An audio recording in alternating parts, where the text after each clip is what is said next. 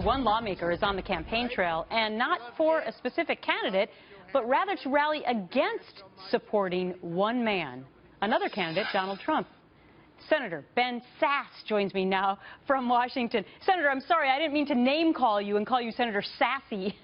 Hey, my wife says it all the time. Oh, really? Well, I wasn't trying to be like Donald Trump, because he did name call you, and he called you a gym rat. Why?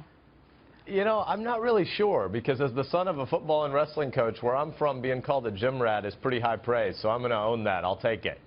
All right, you have sort of made it your mission. A lot of people have argued the GOP hasn't come out against Donald Trump enough, criticized him enough for some of his flip-flops and different policies in another lifetime. But you have decided to make this your mission. Why? Well, I'm pro-Constitution, and if being pro-Constitution makes me anti-Trump, I think that's Mr. Trump's problem. We have a glorious inheritance in this country of a constitutional system of limited government, and we have a whole bunch of pro-Constitution candidates, but Mr. Trump won't answer serious questions. And I think what I hear from voters and from family members, frankly, is that they think it's time for him to get serious or to get out. So you have tweeted out your 5 questions. You've added a 6th now. Here's one of them. You want him to answer this. Do you agree that exec unilateralism is very bad because you talk a lot about running the country as though one man should run America? Has he answered? No, unfortunately, he hasn't taken many of the questions too seriously. I mean, let's be clear about one thing. Mr. Trump has been really good at diagnosing a number of things that are wrong in this country. Right. Washington is broken, and we are in the midst of a constitutional crisis. But a crisis is not the same thing as a joke. And we already have one president who doesn't believe in executive restraint. We don't need another one. We need a constitutional recovery, not some guy who says he'd be willing to give it to be our king if we'd give him more power. That's not what America's about. Okay, so after the Iowa caucus, you then added the 6th question. Here's part of that.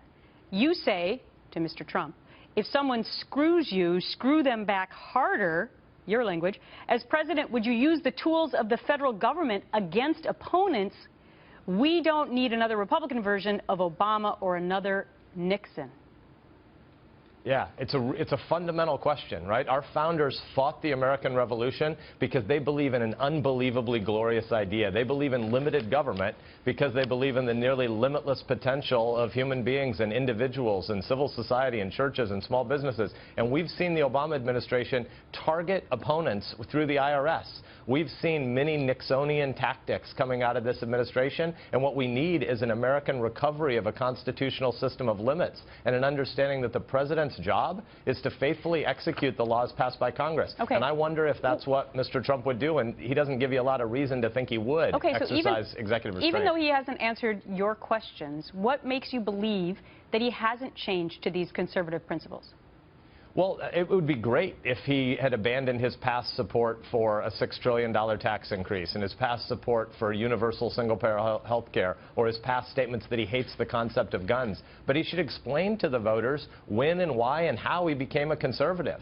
Because President Obama got elected without being vetted by the media, and Mr. Trump, I get it, he's great TV. He's an articulate, witty guy. He'd be great to have a beer with, but the media fawn over him in a way, that is unbelievable, unpaid TV, but they don't make him answer hard questions, and voters Senator, want that. If he came out and answered your 6 questions, is it possible you might then like him?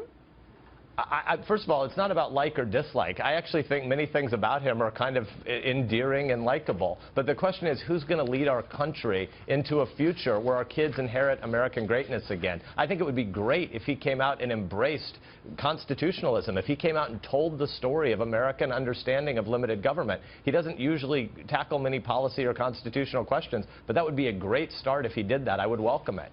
All right. You spoke of greatness. That happens to be his campaign slogan, Make America Great Again. We'll see if he gets, slogan. We'll see if he gets those tough questions on Saturday night at the next debate.